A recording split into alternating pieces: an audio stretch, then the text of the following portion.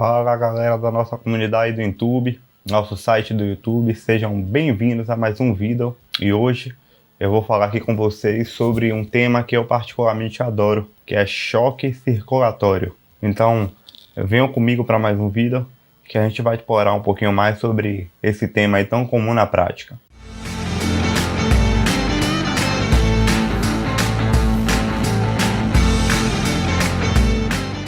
Então, hoje a gente vai falar sobre choque circulatório. Choque não é sinônimo de hipotensão.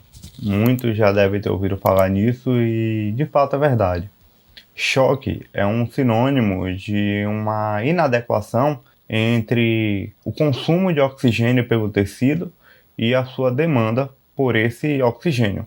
Então, toda vez que a demanda tecidual de oxigênio ela não é suprida pelo seu consumo, então a gente tem uma situação de sofrimento celular e metabólico que vai se manifestar com essa síndrome clínica aí que a gente chama de choque circulatório. E por que esse consumo de oxigênio ele pode ficar reduzido, não atendendo à demanda tecidual? O consumo de oxigênio ele pode se reduzir por duas situações. A primeira delas é por uma baixa oferta de oxigênio. Se eu oferto pouco oxigênio, se o meu sistema cardiovascular oferta pouco oxigênio para o tecido, não tem como ele conseguir consumir de modo a suprir a sua demanda.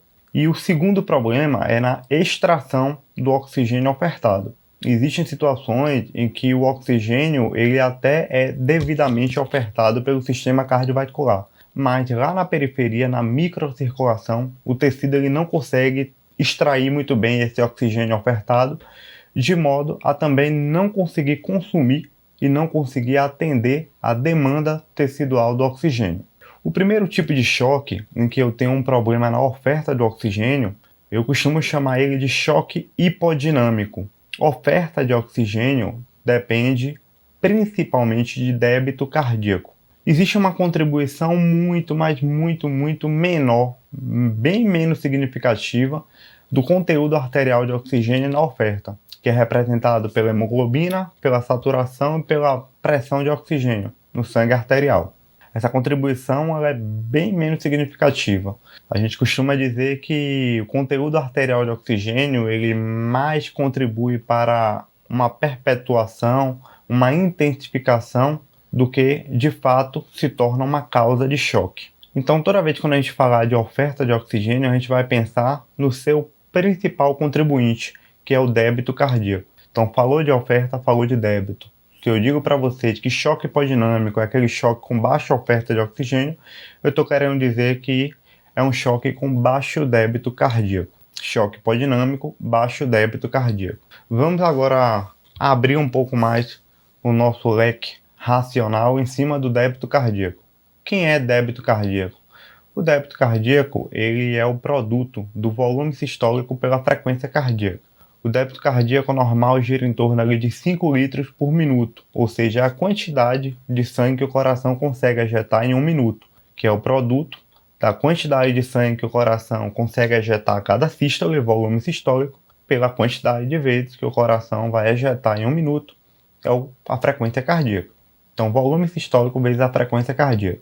Se eu tiver uma situação com uma frequência cardíaca muito baixa, uma bradiarritmia instável, eu vou ter um baixo débito cardíaco. E aí eu vou ter um choque hipodinâmico que eu vou chamar de choque cardiogênico arritmogênico. O tratamento para isso consiste em...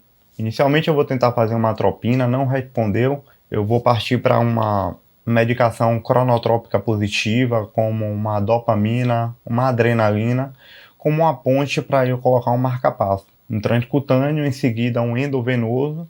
E se o paciente ele tiver indicação de marca-passo definitivo, eu preciso realmente colocá-lo em seguida. Mas existem algumas causas potencialmente reversíveis dessa bradiarritmia instável, como, por exemplo, um distúrbio ácido-base, uma acidose metabólica importante, uma uremia, um distúrbio eletrolítico, hipercalemia, hipocalemia, por exemplo.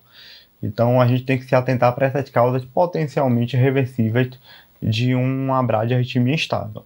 Agora, quando a gente fala também de um ataque à arritmia, se eu tiver um ataque à arritmia muito severa, com frequências cardíacas acima de 150 batimentos por minuto, elas também podem produzir uma instabilidade por uma diminuição do enchimento diastólico. Se o coração ele bate tão rapidamente, ele não consegue ter tempo para se encher de sangue durante a diástole, o volume diastólico final fica baixo, e aí, consequentemente, o débito cardíaco também fica baixo, mesmo com uma frequência cardíaca alta. A frequência cardíaca, para produzir aumento de débito cardíaco, ela tem um limite. Passou daquele limite, ela passa a produzir baixo débito cardíaco, mesmo com valores altos. E aí a gente tem um ataque à arritmia instável, a gente precisa tratar com uma cardioversão elétrica. Também é considerado uma causa de choque cardiogênico arritmogênico. Agora, indo para a outra variável do débito cardíaco. Uma delas, a gente falou agora que é a frequência cardíaca, e a outra, o volume sistólico. O volume sistólico, ele sofre uma influência direta da pré-carga, que é a nossa volemia, aquele retorno venoso, aquele retorno de sangue ali para o coração. O coração vai utilizar então para poder exercer o bombeamento. Então aquela pré-carga é a volemia. Sofre influência direta também ao nosso volume sistólico da contratilidade, a força de contração desse miocárdio, e sofre uma influência contrária, inversamente proporcional, digamos assim, da pós-carga. A pós-carga é aquela força de resistência à saída de sangue do coração. Então, se eu tenho uma pós-carga alta, uma resistência vascular sistêmica alta, isso dificulta a ejeção do sangue, isso diminui o volume sistólico, diminui o débito cardíaco. Quando eu faço uma diminuição da resistência vascular sistêmica, uma diminuição de pós-carga, isso melhora o volume sistólico, melhora o débito cardíaco. Então, quando eu tenho um problema na pré-carga, a pré-carga baixa, a volemia baixa, eu vou ter um choque hipovolêmico, que ele pode ser hemorrágico ou não hemorrágico, como, por exemplo, um paciente que tem grandes perdas não hemorrágicas de volume, no caso de vômitos maciços, uma diarreia mais intensa e prolongada, e por aí vai. E uma situação em que eu tenho uma diminuição de contratilidade, o coração ele está hipocontrátil, eu vou ter um choque cardiogênico miocardiopático.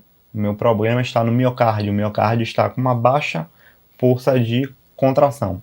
E quando eu tenho situações com uma pós-carga muito alta, eu também posso levar a um choque cardiogênico miocardiopático. Então a gente percebe que a gente pode tratar o nosso choque cardiogênico miocardiopático ou dando uma droga inotrópica positiva, que é aquela droga que vai aumentar a força de contração do coração. Um exemplo é a nossa dobutamina. Existe também o levosimendan, o milrinone. Ou a gente pode fazer isso aumentando aí a vasodilatação, né? Diminuindo a resistência vascular sistêmica, diminuindo a pós-carga. Aí com isso a gente consegue promover uma vasodilatação periférica e a gente consegue melhorar o débito cardíaco, aumentando o volume sistólico. Então a gente também pode tratar o choque cardiogênico miocardiopático com vasodilatador parenteral.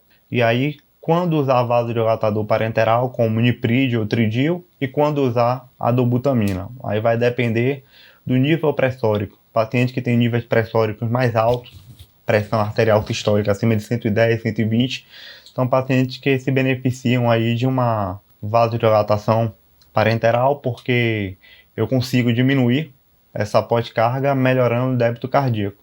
Enquanto que aquele paciente que já tem uma pós-carga intermediária, com a pressão arterial sistólica ali entre 90 e 110, 120, a gente pode usar a dobutamina. Se ele estiver hipotenso, com uma pressão sistólica menor que 90, em vigência de choque cardiogênico miocardiopático, a gente inicialmente coloca a noradrenalina para, ganhando uma pressão, a gente poder colocar a dobutamina, porque a dobutamina inicialmente ela pode ter um efeito ali vasodilatador predominante que pode levar a uma hipotensão, em detrimento do aumento da contratilidade. Beleza? Sempre importante lembrar também que pacientes que usam dobutamina, drogas inotrópicas positivas, eles precisam estar euvolêmicos, porque a gente tentar aumentar a contratilidade miocárdica em um paciente hipovolêmico com uma baixa pré-carga, a gente pode aumentar muito o consumo miocárdico desse paciente, então isso pode ter um efeito deletério para esse paciente, porque eu estou forçando o coração dele a contrair intensamente com pouco volume para isso, ok? Então a gente já falou aqui das causas de choque hipodinâmico, choque cardiogênico, arritmogênico choque cardiogênico, miocardiopático, choque hipovolêmico. E, por último, existe também o choque obstrutivo, que normalmente é alguma situação em que eu tenho um baixo débito cardíaco, mas não por uma causa intracardíaca, e sim por uma causa extracardíaca. Eu tenho ali algum tipo de situação que impede meu coração de conseguir exercer bem a sua função, uma causa extracardíaca. Então eu posso ter um tamponamento cardíaco, eu posso ter um pneumotórax hipertensivo, situações ali de uma pressão extrínseca que dificulta esse bombeamento do coração. Eu posso ter um TEP maciço, em que eu tenho uma obstrução entre o lado direito e esquerdo, e que diminui a pré-carga do lado esquerdo do coração, e aí vai diminuir também o seu débito cardíaco.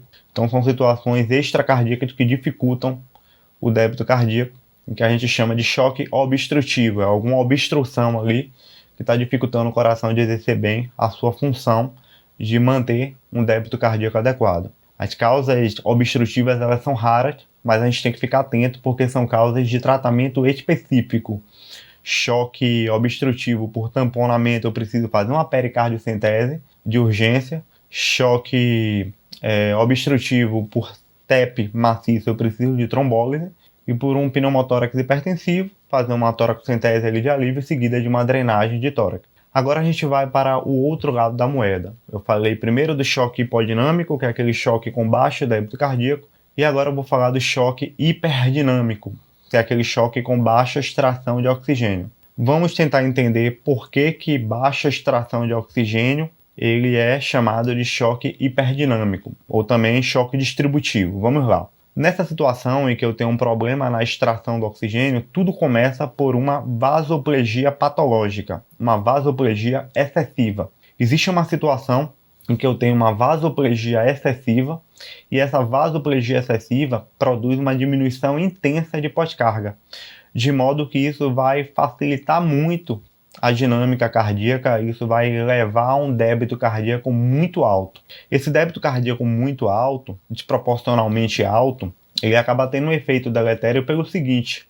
o sangue ele vai se tornar muito hiperdinâmico, o débito cardíaco está intenso, o sangue ele fica muito acelerado, muito hiperdinâmico, e aí quando eu tenho sangue circulando de maneira muito hiperdinâmica, lá na minha microcirculação, isso vai ter um efeito indesejado. O sangue ele vai passar tão rápido pela microcirculação que não vai dar tempo do tecido extrair o oxigênio, de modo que eu vou ter uma diminuição da extração de um oxigênio que é bem ofertado. Então eu tenho um débito cardíaco adequado, no sentido de oferta, mas que promove uma dificuldade de extração desse oxigênio. E aí o tecido ele também sofre, a célula também sofre. E aí qual é o tratamento para isso? Vasopressor. Eu dou uma droga vasopressora, habitualmente aí na nossa prática a noradrenalina, existe também a vasopressina, que a gente deixa mais para situações de choque refratário, situações em que a gente percebe aí que existe uma refratariedade à ação da catecolamina, a noradrenalina, com uma acidose metabólica intensa, aquele paciente só está aumentando a noradrenalina, hipocalcemia, situações neurogênicas, né, de morte encefálica, que eu tenho uma dificuldade de um automatismo, eu tenho uma desautonomia e aí com isso eu posso ter perda também na ação da noradrenalina. Então a gente pode ter a vasopressina. Então noradrenalina, vasopressina, vasopressores, a gente vai com isso diminuir essa vasoplegia, aumentar um pouco a nossa pós-carga, de modo a fazer com que o sangue passe um pouco mais lento pela periferia e com isso o tecido ele consiga extrair o oxigênio. Uma coisa interessante de mencionar é que as situações de maneira geral de choque hiperdinâmico distributivo, elas são situações que envolvem também uma perda de líquido para terceiro espaço, uma hipovolemia relativa. Então são pacientes que se beneficiam antes de uma expansão volêmica. E se esses pacientes, uma vez tendo sido expandidos, eles persistirem com manifestações de hipoperfusão, hipotensão, aí sim a gente liga e inicia o nosso vasopressor, ok? Então exemplos, choque séptico, choque anafilático, e essas duas situações envolvem o quê? Envolvem grande produção de citocinas inflamatórias que causam essa vasoplegia, que inicia todo o processo patológico. do choque distributivo. A gente chama de choque distributivo porque existe essa distribuição inadequada do oxigênio no sentido de um sangue hiperdinâmico que dificulta a extração do oxigênio, apesar de uma oferta adequada desse oxigênio. Situação de choque com deficiência de hormônios que são importantes para a ação de catecolaminas, como cortisol, hormônio tiroidiano, então como amixadematoso, crise addisoniana, são também exemplos de choque distributivo, em que a deficiência desses hormônios promove ali uma diminuição do tônus simpático sobre a vasculatura, e aí você tem uma vasoplegia. Choque neurogênico, como a gente falou, existe uma perda desse controle autonômico sobre o tônus simpático também vascular, então o vaso fica muito frouxo, digamos assim, entre aspas, tem uma vasoplegia intensa. Então são os exemplos aí que a gente costuma ver na prática. E o principal, disparado, choque séptico. Choque séptico, sepse inclusive é a principal causa de parada de choque aí na nossa realidade, seguida no componente hipovolêmico. Então, choque sepse, com seu componente hipovolêmico inicial, seu componente distributivo. Existe um componente cardiogênico da sepse também. Depois de 48 a 72 horas, o paciente pode ter uma miocardiopatia, uma miocardiodepressão por conta de toxinas inflamatórias, potencialmente reversível, pode se beneficiar de um enotrópico positivo, como a dobutamina. Então, sepse, sempre a gente vai pensar no paciente chocado. Então, inicialmente, a gente vai dar volume, o paciente tiver refratariedade a volume com hipotensão, liga o vasopressor, e se depois de 48 a 72 horas apresentar sinais de piora, a despeito de volume de vasopressor com a pressão bem estabelecida, bem compensada, então provavelmente existe aí um componente cardiogênico associado, com benefício aí de iniciar a nossa dobutamina. Então sempre pensar em sepse e sempre pensar também em hipovolemia como duas causas importantes. Mas claro que o contexto clínico é fundamental a gente raciocinar. Paciente que tem uma IC, por exemplo, com fração de ejeção reduzida, com aquelas extremidades bem frias, com manifestações de hipoperfusão, que está com uma IC descompensada, tem que pensar no componente cardiogênico miocardiopático. Então, o contexto clínico é fundamental para poder a gente chegar ao diagnóstico etiológico do nosso choque.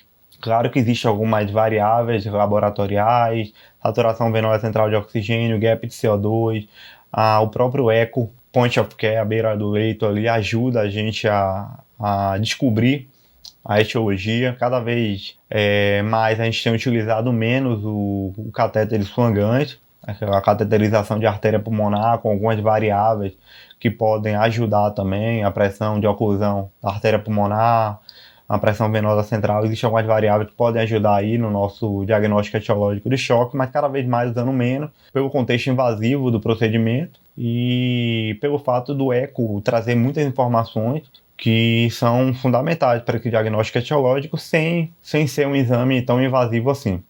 Então, acaba tendo muito mais benefício, de maneira geral, para o nosso paciente. Então, saturação venosa central, gap de CO2, variáveis hemodinâmicas aí do nosso ecocardiograma.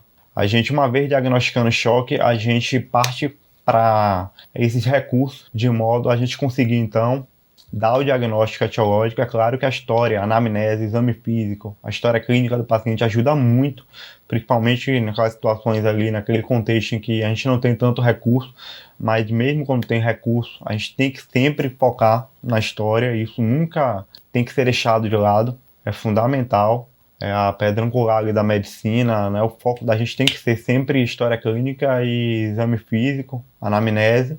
Então, uma vez diagnosticando a etiologia, a gente parte para o tratamento específico ali do choque, ressuscitar hemodinamicamente o nosso paciente para não fazer com que ele evolua para a disfunção de múltiplos órgãos e sistemas, que é uma causa muito prevalente de óbito nos pacientes críticos, que a gente deve insistentemente combater e idealmente prevenir. Beleza, pessoal? Espero que vocês tenham gostado aí desse nosso bate-papo aqui sobre fisiopatologia do choque.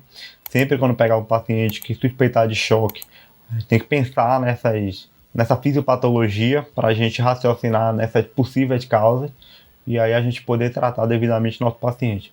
Valeu, um abraço, tudo de bom, até a próxima.